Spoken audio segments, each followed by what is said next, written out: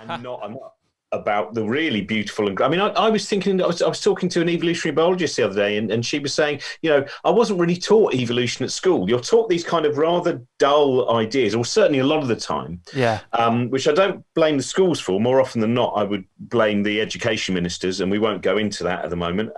But that thing, so I became detached from science. So I was about 24, 25 years old, and there's two things. There was one, I was in Lavenham, the well-known, I was going to say witch burning town, but of course one of the things is actually witches weren't normally burnt. They were normally hanged. But Lavenham is both a real and a fictional location, because fictionally it's the main location for Witchfinder General, the movie with Vincent Price, where witches are burnt. And in reality, it was also where some of the big kind of the witch trials were held. And I found a book by James Randi, Psychic Investigator. Oh, legend.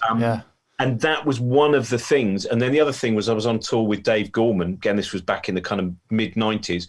And I just picked up a copy of The Blind Watchmaker by Richard Dawkins. And those two things together... Lovely book, yeah. Yeah, it's a beautiful book, and it's sometimes I wish he'd say less on Twitter, and then people would realise that as a science writer, he's magnificent when he goes beyond 280 characters. But it's a beautifully written book, and these, I think the combination of those two books really started to make me think that I had missed out on a lot when I detached from science somewhere around the age of 13. Yeah, I think you bang on there about the stuff being taught. I specifically remember dozing off in an A-level physics class when they were talking about pendulums. 100%. What about you? You've taught A-level. Is it A-level physics you've taught, Catz? Yeah, A-level physics. Do you find that boring to teach some of it? You know what? I think I could make anything boring to teach, mate. So let's not pick on the pendulums. I can do that to any topic. I'm not discriminating against oscillation and simple harmonic motion. No. Yeah, brilliant. See, I don't believe you. I believe, looking at the background on the wall that I can see, that if anything, you'd suddenly go, well, do you know what? I've written a little song about neutrinos and why they pass through us. Seeing all those guitars, I see you as like kind of, rock and roll evangelist. He's written a lot of songs. They're painted on. What was the one you did on? Chemtrails? Oh, chemtrails on Earth, chemtrails on Venus. Yeah, come out of a plane and then something else. It's good. The conspiracy theorists loved it. Yeah, I love that one. The ukulele. Yeah. That thing is just touching on that and mentioning chemtrails. It is the realization that by making it about levers and pulleys and very dull things, you end up with a large number of people in the population who are scientifically illiterate and can therefore very easily be lured, not due to stupidity, but not by not having the correct ammunition, into vaccine denial, into chemtrail thinking, into flat Earth, into that, and that is a huge issue, I think, because I remember one of the things, probably even before the Richard Dawkins book and before the James Randi book, I remember I think it was even front page news, possibly The Independent back in the 90s, which was about the fact that the echoes of the Big Bang could still be heard in the universe. Now that to me was astounding, and it was the first time ever, I would imagine, somewhere in my early 20s, where I started to get some kind of idea that this is a really big universe. And it is filled with lots of things, and that the history of the universe, that there are many traces still there, that they are not lost, and you can go back 13.7 billion years and say this. And so those kind of things, those stories, and I know that talking to science teachers, they're desperate to tell those stories. Yeah. But you've got to hit that mark, and you've got to hit that mark, and you've got to get to that place. Yeah. Yeah, you're absolutely right. And the people, some of those people that do hear that about that, you can hear the echoes of the Big Bang, and they'll say absolute nonsense, and then they'll try and look for a reason why we're getting this thing, and it will end up with another. But we'll talk more about that in a bit. So, as you said, you started initially off in comedy, didn't you? And you're well known for weaving science into a lot of your shows. Is it difficult to write that, or are you well versed enough in science to be able to do that? I'm definitely not well versed enough in science, but I am obsessed by it. So for me, it's because I don't write my stand-up. Don't worry, I'm not going to say I don't write my stand-up. A homunculus appears to me. Hang on a minute, he's not nearly as scientifically sound as we imagine. But I do it all by making notes and then just going on stage and starting to talk. Yeah. And sometimes you find out there's nothing there, and sometimes you find out that there's a certain scientific ideas that are so alien to people that the amount of information that you give them it's too much for then one punchline. So it's an interesting thing to find out what you can work in. But yeah, that was, I mean, that started about 20 years ago, and I just suddenly thought these ideas are so brilliant. And if people can get some sense of, sometimes, I mean, the show I'm working on at the moment is predominantly about reality. Yeah. And I think for people, it is still a shock to discover that most of your brain has no idea that you exist. And that so much of the way that we go through life, so much of what we are doing does not come from this conscious mind, which I would vaguely say, if you think of the very front of the frontal lobes, there is this dandy fop that is you that likes to imagine that you're in charge. And that, like, once you start delving into that and people find out about blind sight, people who are consciously not able to see, and yet somewhere they are still able to point wherever the light might be and just go, it must just be coincidence. All of those things, once you start unraveling those, you also don't have to necessarily have as many punchlines or anything like that, because one, people will laugh at how absurd it is to be this complex, and yet at the same time to have so many areas of our existence where we just don't really know what's going on, and we're doing this amazing guesswork which we count as sometimes almost being objective experience. I mean, one of the things that I've learned over time as well is that passion and fascination are often as good as a really big laugh. Though I always want to get a big laugh. When I was doing a stand-up gig last night in Northampton, 45 minutes, it was late on, the audience had been drinking quite a lot by then, so I really had to be as flamboyant as possible, but I could still sneak some things in there, even though it was a weird night. By the time I arrived, apparently there'd been a huge argument at the bar because someone had complained that someone was burping at them.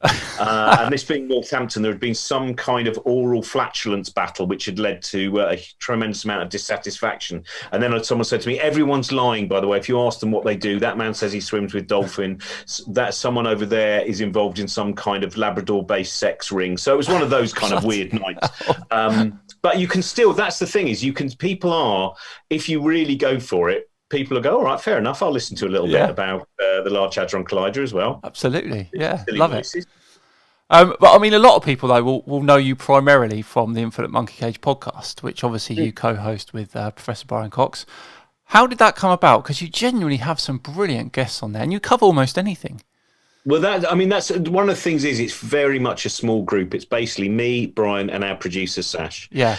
And we do it all. So we would normally I'll be sending emails to people that I've met or whatever and saying, hey, do you want to come on our show? So like, for instance, when we do astronaut specials, one of the things is we don't have to go through agents. They're all people that somehow or other we've managed to meet at some event. And you suddenly say, hey, Rusty Schweikart or Tim Peake or Helen Sharma, do you want to come and do this? And then sometimes they're a bit suspicious, and then you lure them in.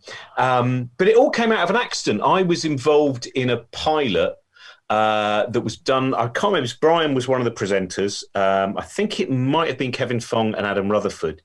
And I was just like a guest popping up and saying, nonsense. And the pilot didn't get made.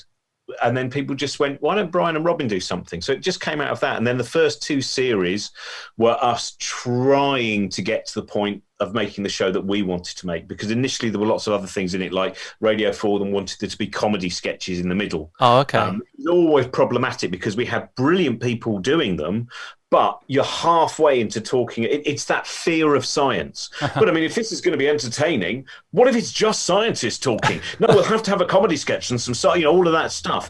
So yeah, it just came out of that. It came out of failure. So that's, as we know, with so many great ideas, they come out of failure. Yeah. Well, we when we started Catz Night, I think we were so I don't know what's the word. We're so naive when we started this, and we had Professor Jim Al-Khalili on like the 5th episode, and I don't know about you, Catz, but I was well nervous on that one because it's but it was fine. It was absolutely fine, and you get used to it. And I don't know, Catz does a bit of you don't do comedy, do you? You do a little thing. I wouldn't call it anything like that, mate. A little thing in the middle, but yeah, no, I certainly can appreciate that. You're involved with other podcasts as well, aren't you? You do one with Helen Chertsky. Yeah, no, I do a ridiculous. I mean, especially since lockdown, Yeah. I'm a very impatient person with a very manic kind of frame of mind, and so I have to as much as possible. So I do every Sunday with Helen. I do a live science Q&A, and that's great because we have different subjects each week, different kind of specialists. Like the other week, we were doing the standard model of physics and talking about Steven Weinberg, the great Nobel Prize-winning physicist who died a few weeks ago, and then people can just send in questions. You get these great questions. Some people are 9 years old who send in questions, and some people are in their 80s. And it's Nice. and I think the main thing is, I mean, I would say that science broadcasting, and this is something that we battled with in terms of critically, Infinite Monkey Cage was never a darling. Even when we won the Sony Gold, Brian and me weren't there because we were on tour, but apparently the whole room just went, "What? That show?" I don't know how. Yeah, even the judges didn't seem to have worked out quite how we had won. That thing of, if you don't treat science in this, hello, today we're talking about science, which is a very important thing, and it's like this fear of being passionate, of being jokey. And yet, as you will know from the scientists you've spoken to, scientists have a sense of humor. They have an incredible passion and curiosity. They are not hugely dissimilar to when you talk about an artist who suddenly says, and then I came up with this idea for this aria, or I came up with the idea for this sculpture. That passion is the same passion. And so I think that's a really important thing in terms of you, once you start, because Monkey Cage, it's amazing how Paul Nurse, who is, have you had Paul Nurse on yet? No, we haven't. No, he's brilliant. Paul Nurse is another Nobel Prize winning scientist, and just a real, his energy is fantastic.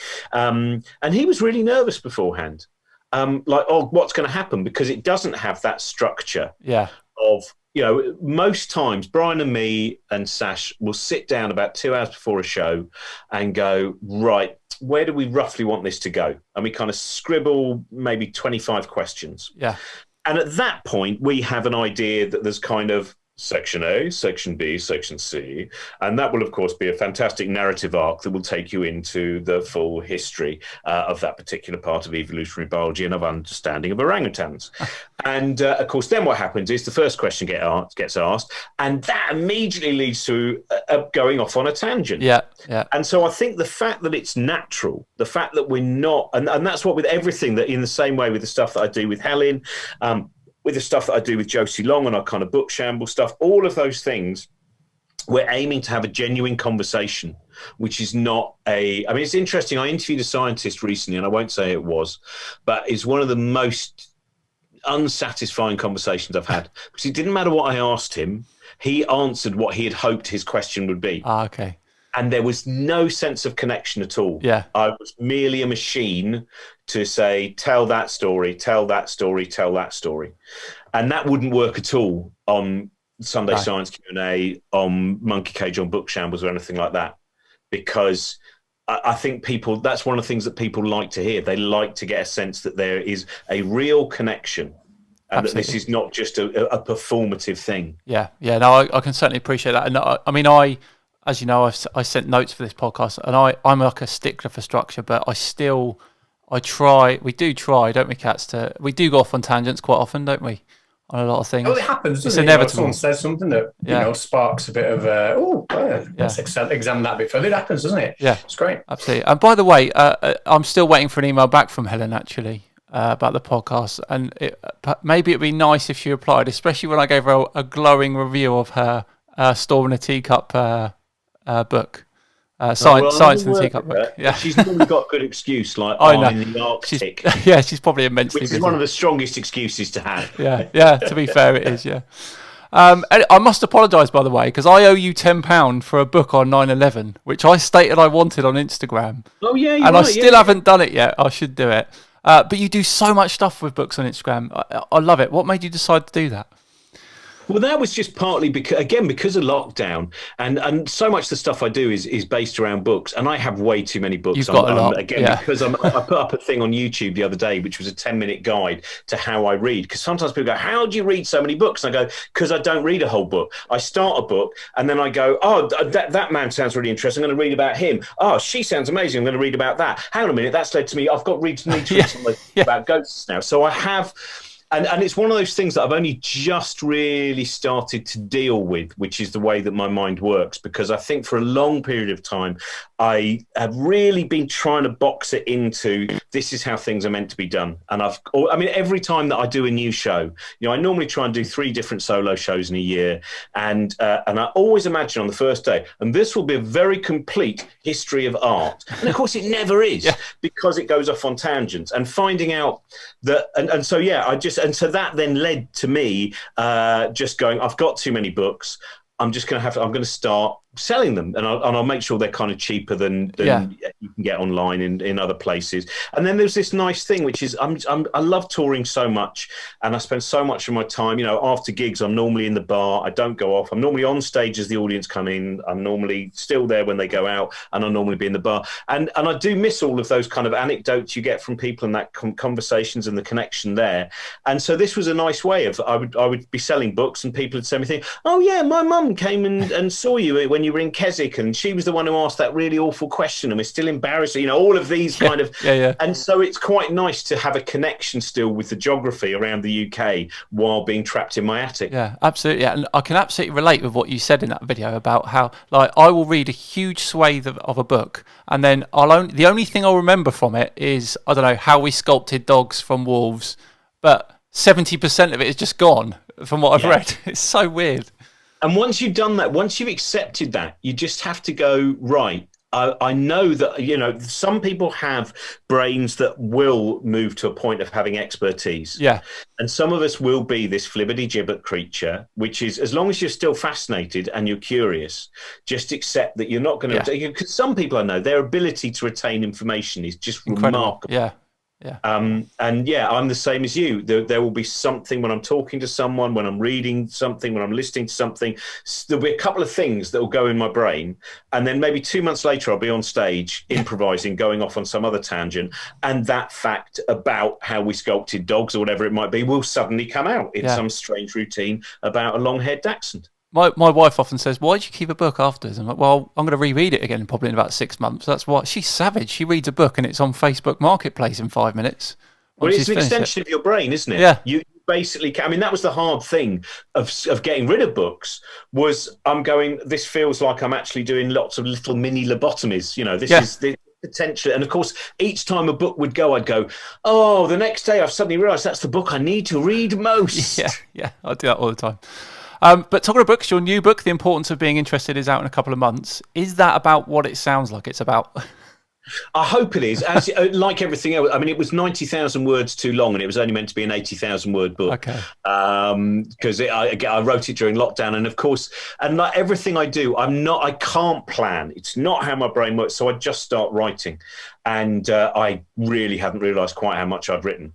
About 80% of the interviews that I did with people aren't even in the book, because I found the notes that I made last March of what the book was going to be. Yeah. And of course, only about 2 chapters of that actually made it through. But the basic idea of the book, part of it came from the fact that, especially when I'm touring with Brian, some of the ideas really disconcert people. And people sometimes about the size of the universe, the death of the universe, whether there is no other curious life in the universe, or whether there is curious life in the universe. These things can make people, give them kind of an existential anxiety. So I thought, I want to write a book that's, each chapter looks at something that you might feel you will lose if you examine it from a scientific perspective, but actually what it gives you as an alternative. Like, I have written a chapter about religion and God, and of course some people worry about if you read a lot of science, you will lose God. God is not really required as a hypothesis for why the universe is as it is. And so that was a lot of fun, and obviously I interviewed scientists that I know who do believe in God, and what their perspective is, and the fact that they felt like Carlos Frank, who is a brilliant cosmologist working in the area of cold dark matter. I was really surprised. So I've known him for quite a while, and I was listening to an interview, and he said, I don't allow God into the laboratory. Yeah. And I was like, is Carlos being metaphorical there? And I rang him up, and he said, no, I do believe in God. He's half Jewish, half Catholic, and he says it's the Jewish God that kind of he has a sense of. Right. And from having my discussion with him, I often say, Carlos, I'm not entirely sure this is God, because he'll say, he says, well, there is a possibility. He said God started the universe and then went on holiday. I said, for a lot of people, that won't be good enough. No. The fact he hasn't been around for the last 13.7 billion years.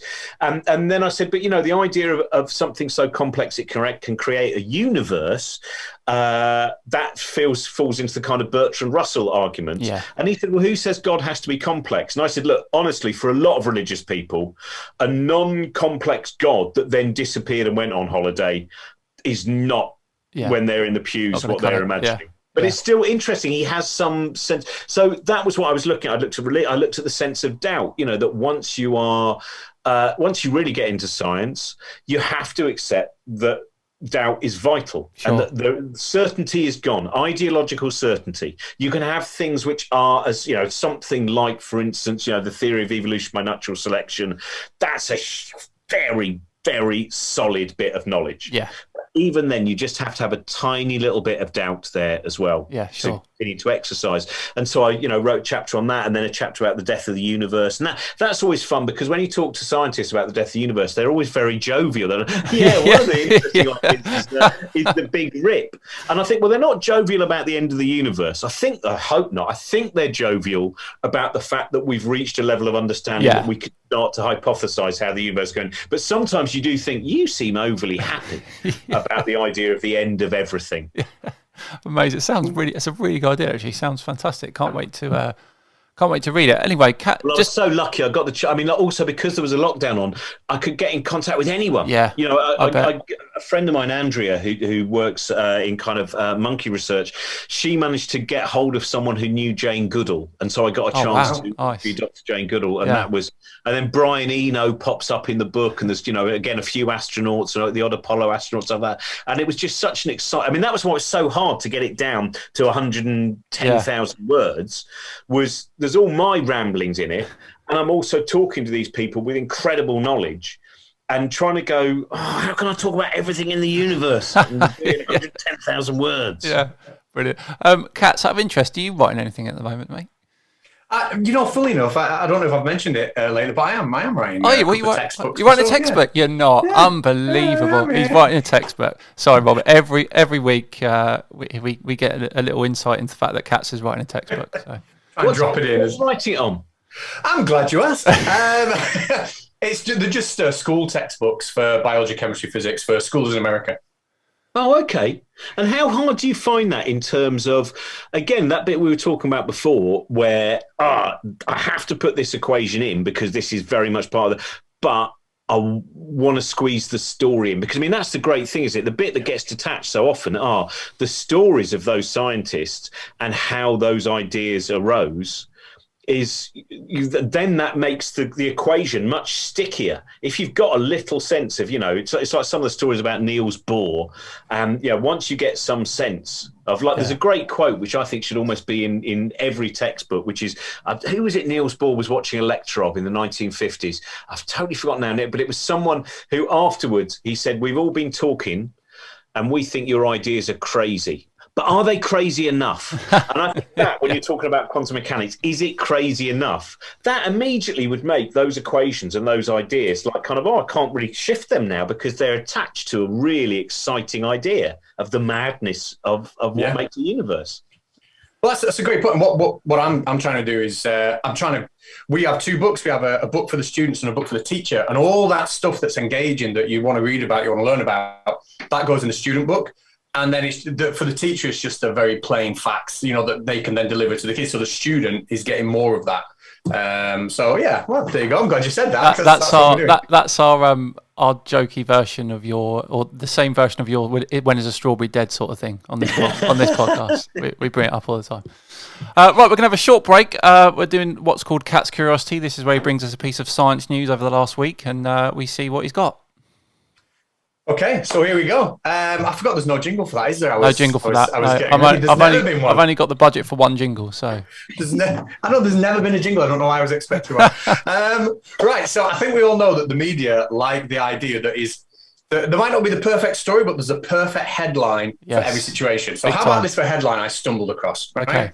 Woolly mammoths brought back from the dead to combat climate change. Climate change is obviously quite big at the minute. That's a brilliant headline. I'd pick that paper up, yeah. And it made me click on it, right? It made me click on it this week. And it took me to one of those websites where you have more adverts than you do, text, one of those. But still, I thought, I'll wade through it because it was interesting enough. And it was talking about the attempts of Harvard scientists, obviously, to bring back the woolly mammoth. And it was on a climate change page. And I think they've taken a bit of artistic license. They were genuinely proposing, and I don't think that they quoted anyone from Harvard as having proposed this, but the journalist was proposing that the woolly mammoths, because they would have a lot of characteristics of the mammoth, they'd obviously be a hybrid between the Asian elephant and the mammoth, that they would be able to live in these very cold northern regions. And once we can repopulate those regions with woolly mammoths, they'll be able to tread so much snow into the ground that it would actually slow down the melting of northern permafrost, which will combat climate change. Now, nobody was available from Harvard University to comment on using woolly mammoths to combat climate change, but that was a genuine article. How many bloody mammoths would you need for that? You need well, apparently they walk around a lot. Another thing I found was in their lifetime, 28 years, they travel an average of 7 kilometers a day. They can track it by the layers on the tusks. Oh, okay. And when they go from one place to another, obviously the layers are always building up, but those layers then consist of different ratios of oxygen isotopes and strontium isotopes, so you can pinpoint on a map where they've been. And apparently they move around all the time, or they were analysing tusks. They were travelling 7 kilometres a day, and in the lifetime they could have gone around the Earth twice. Wow. So they do move around a lot. There would have been a lot of stomping on snow, saving the Earth. Yeah, fascinating. There we go. That was a good one, mate. I like that. True story, bro. Yeah, true story. I love things like that because it is, as you said, that headline thing where I remember the journalist or whatever, Melanie Phillips, writing this piece saying, Richard Dawkins says it's more likely that little green men made life on Earth than God, right? Which I think, anyway, it is. It shouldn't sound particularly surprised now. But I knew that the actual story of that, because I think I saw him a few weeks later, and it was like, what had happened was he was pushed and he was pushed and he was pushed, and then eventually he talked a little bit about panspermia, the idea, that perhaps there are something would strike the Earth, something which actually already has the potential for life on it, so life comes from other places, which of course doesn't answer very much. It merely says that life might not have started on the planet Earth, but that was just enough to then turn it into this kind of, imagine that, just these little men wandering around and so that. I think so often, like someone can I just ask, if there were an enormous number of woolly mammoths just treading down that, I suppose that might, brilliant, there we go. Scientists are working hard on finding little bits of mammoth in amber, and then we'll end up with a cane toad situation like in Australia when they introduce cane toads, and then the whole world will be taken over by woolly mammoths and it'll all be chaos. That sounds pretty good. It sounds pretty better than it is at the moment, though, isn't it? As we explain to most guests each week, Catz and myself, we spend a lot of our time fighting those pesky conspiracy theorists on YouTube. Do you entertain those sorts of people much or not? It's not. Do you know what I do is I try and look like, especially during things like COVID and with people saying, the vaccine hasn't been, properly gone through proper trials and things like that. I try and put things up as much as possible which show the actual evidence-based answers to issues like that, or with climate change.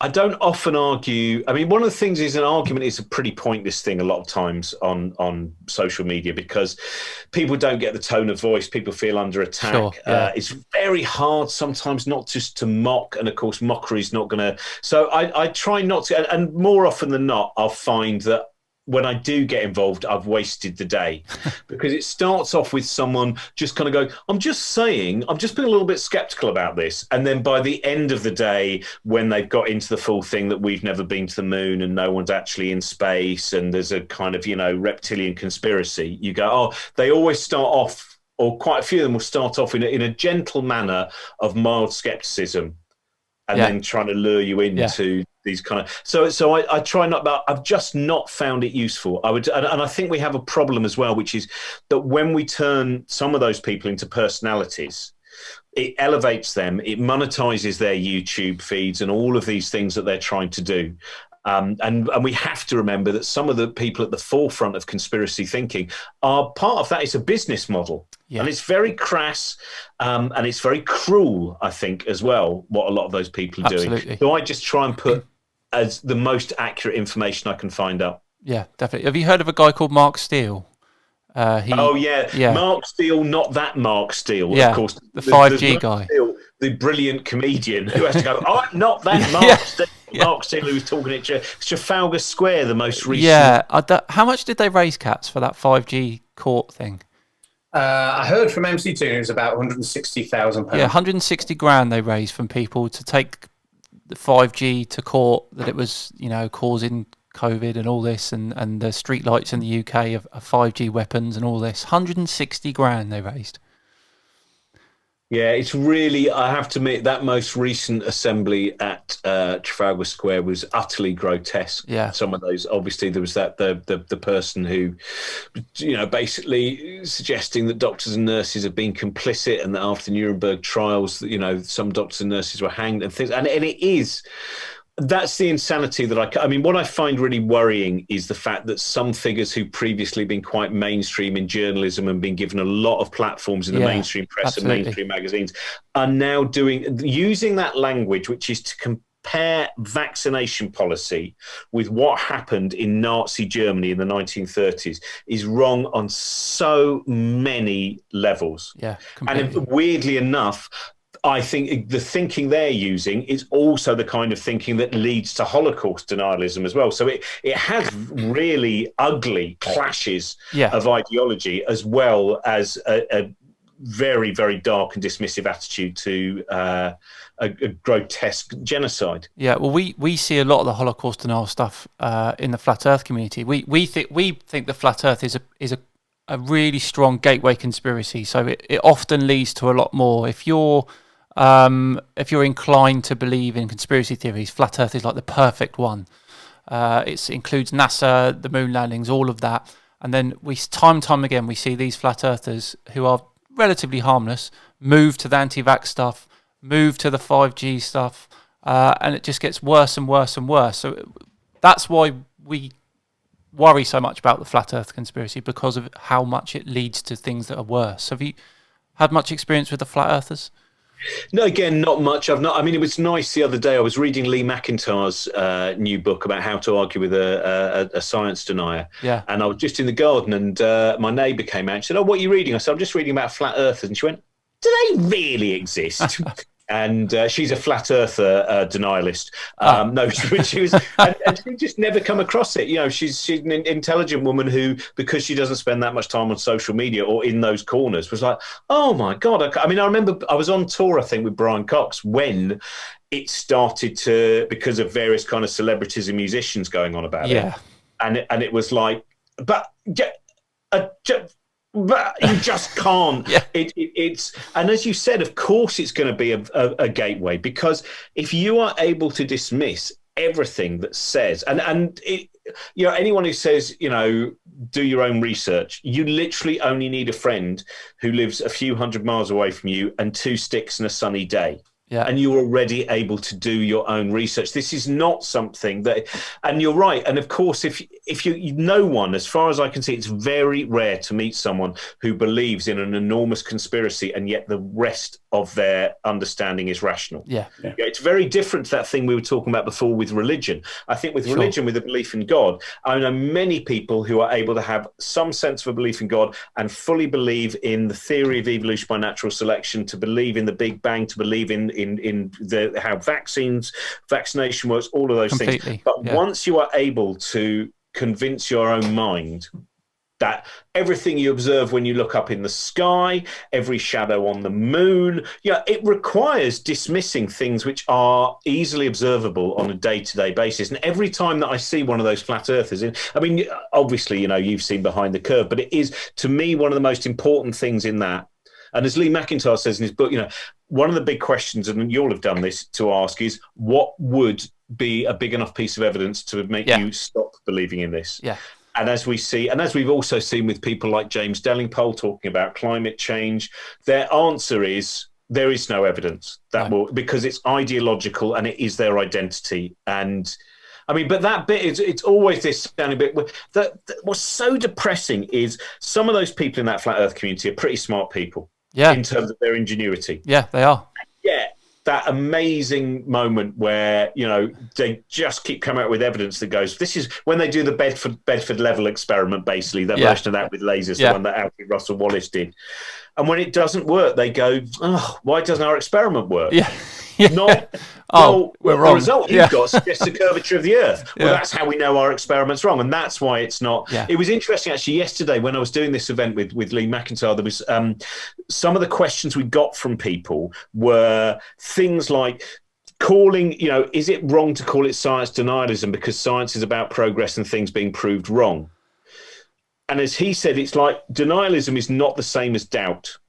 Denialism is actually saying whatever I am offered, I will refuse to believe. And then someone said, oh, but what about people would have called Lysenko a denialist and people would have called Galileo a denialist. You went, no, again, you've got that entirely the wrong way around, because the power structure that led to Lysenko and those terrible policies in terms of agricultural policies in Russia and the things that led to Galileo being incarcerated in his own house were non-scientific power structures. Yeah. Whether it was Stalinism or whether it was the Catholic Church. So it's interesting how people get all of these things, you know, that whole, well, they laughed at Galileo. Do you know what? Actually, I don't think that many people did laugh. The Pope was actually furious. He was not giggling at all. And a lot of scientists were going, I'm glad he said that, and I didn't. You know, so I love on that front how the Catholic Church, they kind of, what's the word I'm looking for? When they you know, don't hold him responsible anymore. I don't know. Oh, yeah, whatever they pardoned him. It was the 1990s or something, wasn't it? They pardoned him eventually. Hilarious. My favourite story about that is the whole kind of the development of telescopes and the fact that it was always a. Now, this is very anecdotal, what I'm going to tell you. I've read this in a couple of books, but it may well just be made up. So just so you know, but that it was always said that you can't quite see heaven. Okay. But the angels are, you know, they're just in the distance. Then, of course, you know, telescopes start becoming available. Going, well, let's go and look at those angels. Then they're a little bit further. Yeah. Angels, when observed, actually take on a cloak of invisibility because they're very shy. So they've moved a little bit further back. We've got these radio telescopes now. We're not picking up any angels. It's funny what you said about the what would it take for them to believe. Amazingly, we've had a couple of flat earthers who are looking at the Virgin Galactic flight. They were reviewing it, and it ended up culminating in the fact that even if they were in space, it would either be the curve of the windows or the curve of their own eyeball that would curve their flat Earth. Yeah.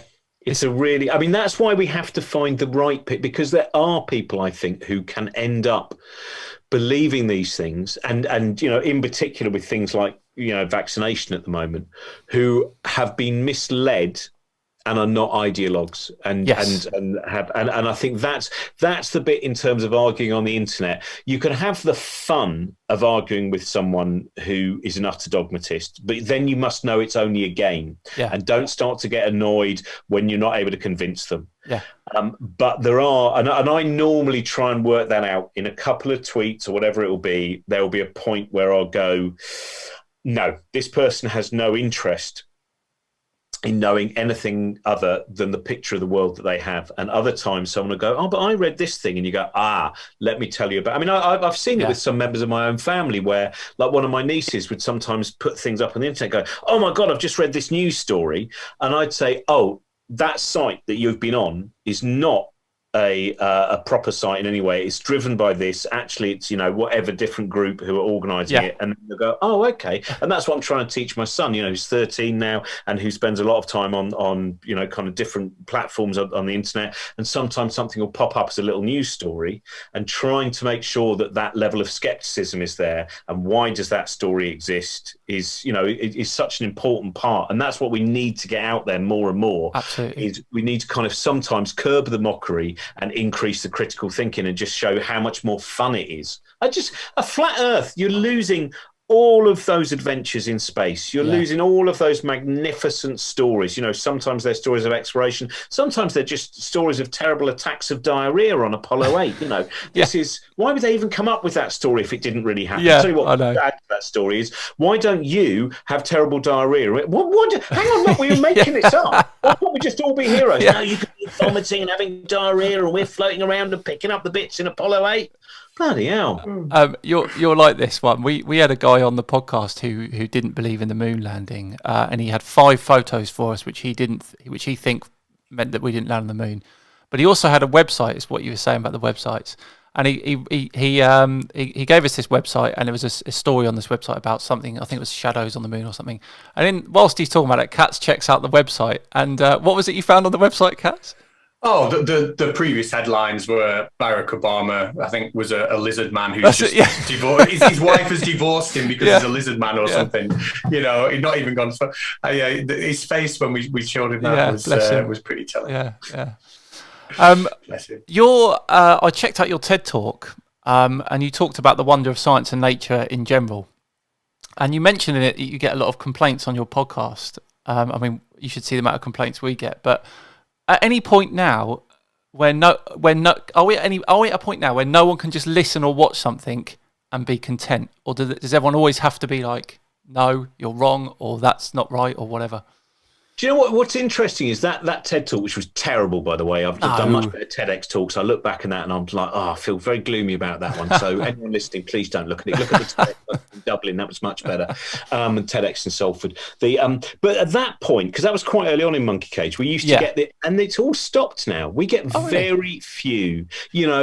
Every now and again, someone on some issue will start to go a little bit crazy. But overall, I think most things, the main thing is we're listening to every conversation. This is what's changed. It's a bit like the sense that I think in one way it does feel very much like there are more conspiracy, theorists out there now than there ever have been before. Yeah. But in another way, it's just that we're hearing conversations with people we never met. We would never have met in the past. And I think sometimes it's very easy to just go, there's no point, everyone's gone mad. And I actually think there's roughly the same level of kind of dogmatists and conspiracy theory. It probably is a little bit more than it was before. Yeah. But more often than not now, we get through everything. And maybe they stopped bothering us because we were normally quite flippant in our reaction. We didn't rise to the bait. We would turn it into a joke. And that was the end of that. Yeah, good stuff. So we want to show you how serious the flat earthers are. They love to call out people like Neil deGrasse Tyson and your colleague Brian Cox and other prominent scientists for debates. They're always doing it. I personally don't debate them, mainly because it annoys them, but Catz has had a few battles with them as well. But we'd like to show you and the people at home who don't know, just how serious and stubborn they are. And that's what we're going to do as we play Flat Earth Dust Up. Right, I said I didn't have enough... I didn't have enough budget for a jingle, so there's no jingle for this one, I'm afraid. So using your background in science, I'm going to invite you to give some globe evidence, and Catz will respond as a typical flat earther and how a flat earther would, using science that is in existence as well as their own made-up science. And we'll just show you how difficult and slimy they are. Right, well, I suppose the obvious one to start with is, in fact, my sister just rang now, and my sister lives in Tasmania, and it's night, and at the time that we're actually recording this, it's fully daylight, it's lunchtime here in the UK, and she was about to go to bed in Tasmania. So what's all that about then? Yeah, but you're pre-assuming that the Earth is a globe and pre-assuming that where your sister is, she's on a side of the planet that can't be seen. You're pre-assuming that could work on any shape of planet. You've just presupposed a globe and then use that to affirm your bias.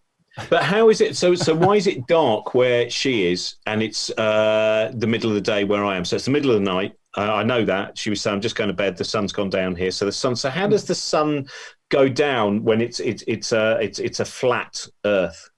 Well, it reaches the vanishing point. Now, the vanishing point is where we have the limited diffraction or the limit of diffraction, which causes something to disappear bottom up because the angle between the sun and the ground gets so small, it's below the Rayleigh criterion, so your eye cannot resolve it anymore. So hang on, could you just tell me? So that seems to require an incredible distance. That is a lot more. So if I was, for instance, flying to Australia, then and that's enough. We'll deal later on with the change that when I'm on a flight. Is that also diffraction with the fact that I will be moving into darkness of night a lot quicker quite often if I'm flying on a plane than if I was just remaining where I was? Is that also down to the diffraction element? Well, again, you're invoking models there, aren't you? You're invoking the model of a globe Earth or a presupposed shape of a flat Earth that I've got to now describe how those phenomena work. The fact is, we don't know.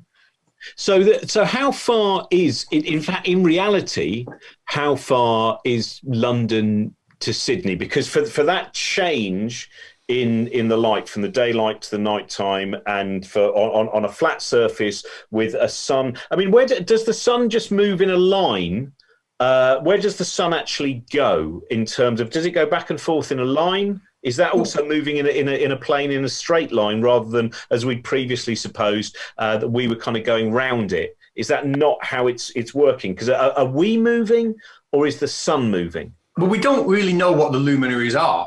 And, you imagine an optical phenomena like a rainbow, which appears in a different position for all observers, yet we know it's all there. It could be something like that.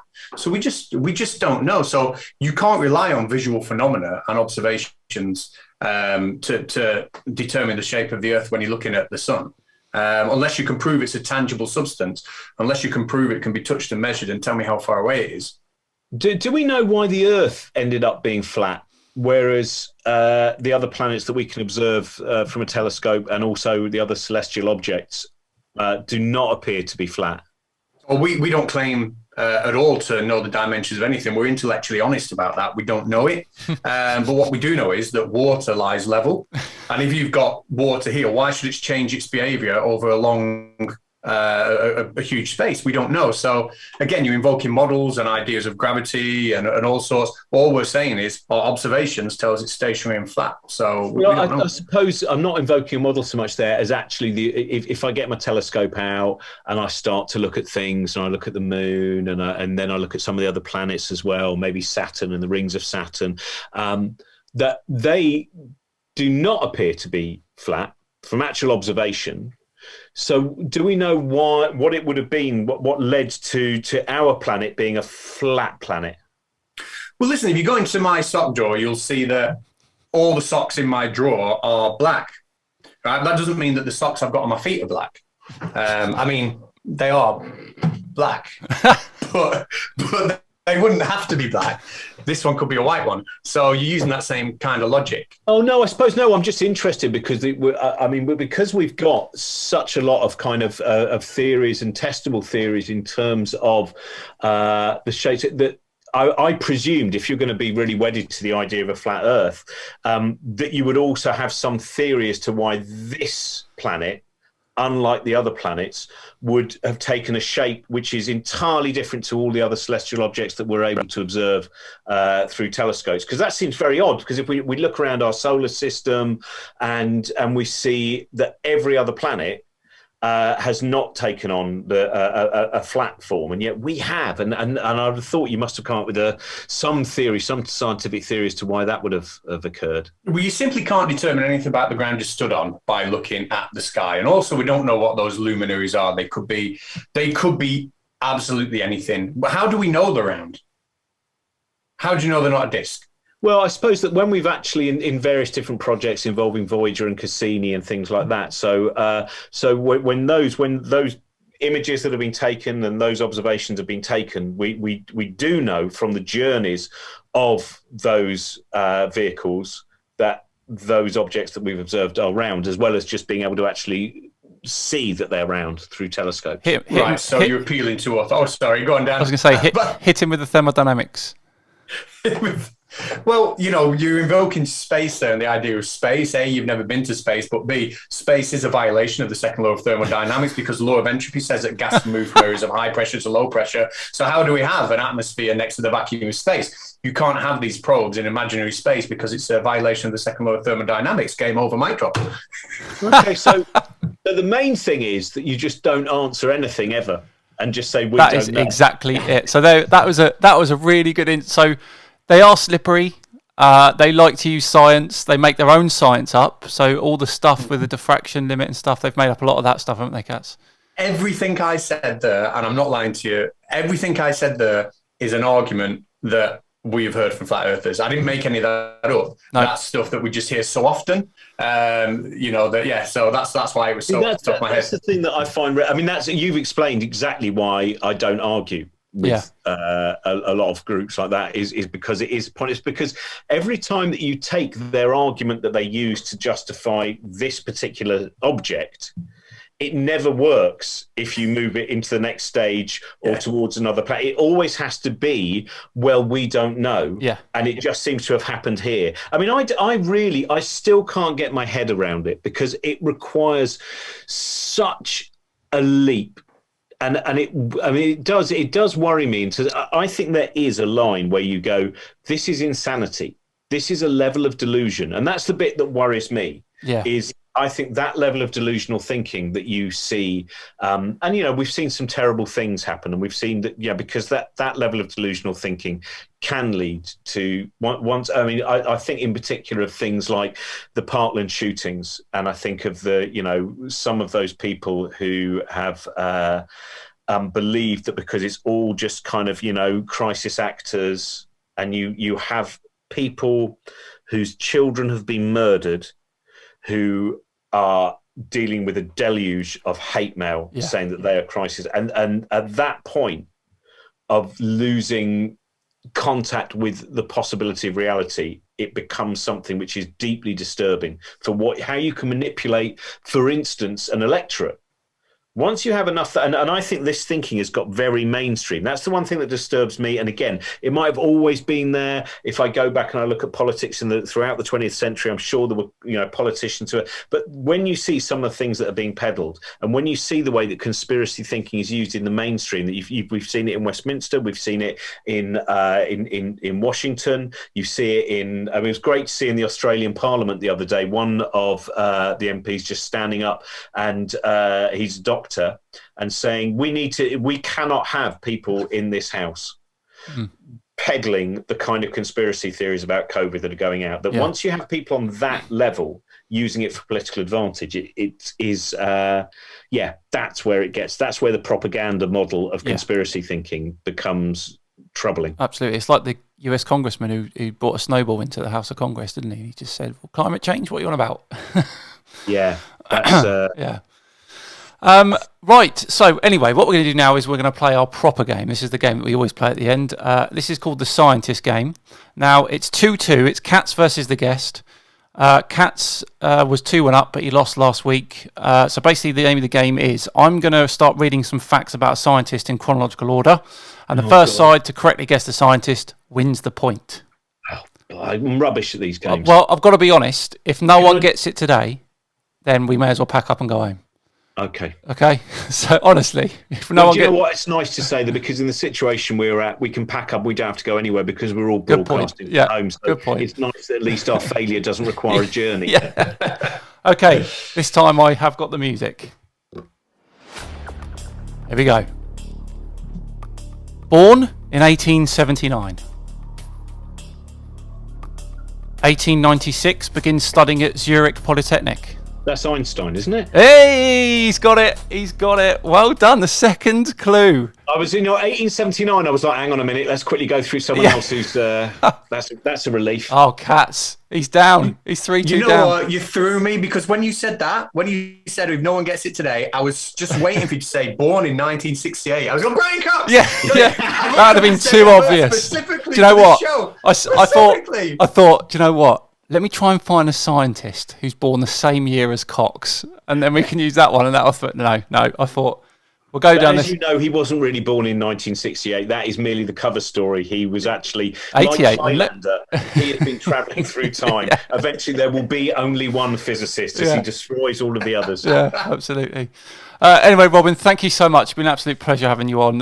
We could have done that debate thing for about an hour, I reckon. That was brilliant. It's really fascinating. I mean, that's the thing that's so. I mean, this is the bit of watching how, because that's what I found in the last year, because I've had more time and I've been online sometimes and I've watched how these things play out, and it's fascinating to see how cognitive dissonance, how many ways you have to keep changing. I mean, as you know from the arguments, more often than not, the moment you get on solid ground, they go, but what about? And you go, well, hang on a minute, we haven't dealt with this yet. And immediately the argument has to move somewhere else, and it will. And unfortunately, it's something we see in journalism a lot. You know, in journalism, you will see columnists who will write a column that says, "Here is the truth," and then a week later they write a column that is totally contradictory. But at no point do they acknowledge that. So it is that kind of, again, going back to Stalin. It's that constant Stalinist rewriting of the beliefs and what you said and what you did, and that's the bit which, again, is really disconcerting for me.